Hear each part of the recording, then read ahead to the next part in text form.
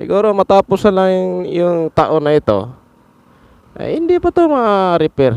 Hindi pa to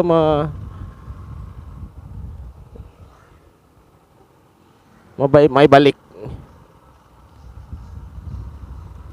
Yan, no? Dito tayo dadaan, no? Yan. Kapag umuulan, apakaputik nito.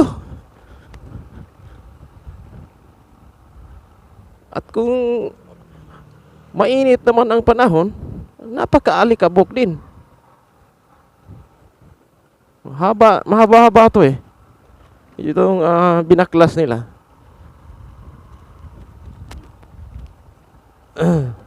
Ay, hanggang dito. Oo. Mahaba-haba talaga.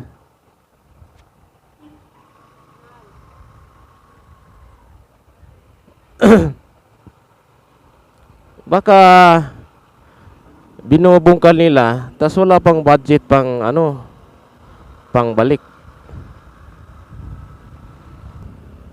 Kapag mga ngamote, ilagay natin sa sa mga 50% or 40% na parang lang, nangangamuti ka nga pero safe naman, di ba? Parang ganun. Hindi lahat yung nangangamuti hindi safe. May safe din. Halimbawa, pag walang sasakyan, gaya nito, solid line. Pag walang inkwentro dyan, susunod ka ba sa ganito lang kabilis? So, kailan ka makakarating? Para tayong namamasada niyan eh. So, overtake tayo.